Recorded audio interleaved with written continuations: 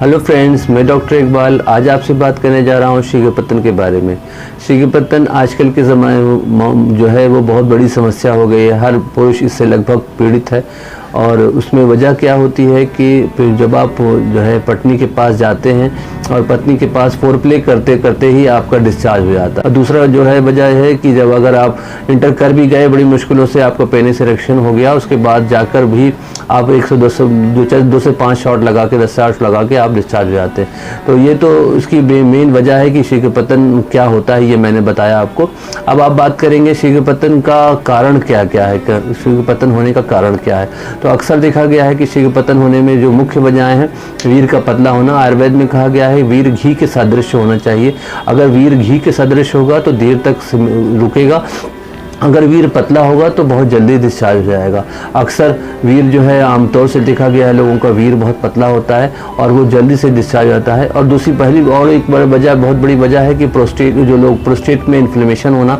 अगर आपके प्रोस्टेट में इन्फ्लेमेशन है या आपको कोई यूटीआई इन्फेक्शन है, अगर इस तरह की कोई समस्या है तभी आपको ये प्रीमेच्योर एजुकेशन देखा गया है। दूसरी जो बड़ी वजह है वो आपका हस्त मैथुन है। हस्त मैथुन करने से क्या होता है कि आपका जो ब्रेन है वो एक टाइम मेकअप कर लेता है, उससे हार्मोन्स का सेक्रेशन होता है और बहुत जल्दी लोग हस्त मैथुन करते हैं तो एक ब्रेन एक टाइम मेकअप कर लेता है। ये भी एक बड़ी वजह है। तीसरी बड़ी वजह है आपकी ग्लैंड पेनिस की सेंसिटिविटी। अगर आपकी टोपी जो है वो बहुत सेंसिटिव है, अक्सर आपने जो है कोई रगड़न किया है, कोई आपने हस्त मैथुन किया है, इसकी वजह से आपका ग्लैंड पेनिस बहुत सेंसिटिव हो जाता है।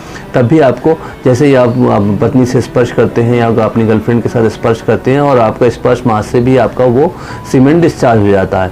इसका रिलेशनशिप इशू भी इसमें एक इशू हुआ है और कि अगर आपके पति पत्नी का जो रिलेशनशिप इशू है या आप ऐसी हड़बड़ाहट में कहीं ऐसी जगह सेक्स कर रहे हैं जिसमें लोगों को डर है आपके दिमाग में कि कोई हमको देख ना ले या कोई हमको जान ना जाए कि हम इस तरह का चीज़ कर रहे हैं, या पति पत्नी के रिलेशन आपके अच्छे नहीं हैं, अगर उसमें भी एक बड़ी वजह है कि अगर प्रीमेच्योर एजुकेशन होता है।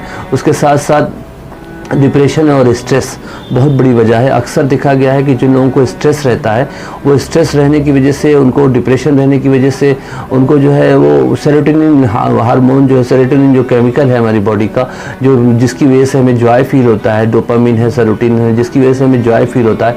हम स्ट्रेस में रहते हैं, बहुत ज़्यादा टेंशन में रहते हैं, हमारा वो हार्मोन्स निकलना, सेरोटोनिन जो है हमारा निकलना कम हो जाता है, जिसकी वजह से भी अक्सर देखा गया सेरोटोनिन लेवल बहुत कम होता है। और सेरोटोनिन लेवल कम होने की वजह से भी हमारा सेक्रेशन बहुत कम हो जाता है और हमारा तनाव भी नहीं आता, हमारा मूड भी एलिवेट नहीं होता। अगर बड़ी मुश्किलों से आप सेक्स के लिए तैयार भी होते हैं क्योंकि उसका लेवल इतना कम होता है कि आपका बहुत जल्दी डिस्चार्ज हो जाता है। अब हम बात करेंगे इसके उपाय के बारे में कि कैसे प्रीमेच्योर एजुकेशन को कंट्रोल किया जाए, कैसे इसको ठीक किया जाए। तो उसमें पहला जो पार्ट है वो ये है कि अगर हमारा वीर बहुत पतला है तो हमको वीर को गाढ़ा करने की दवाएं लेनी चाहिए।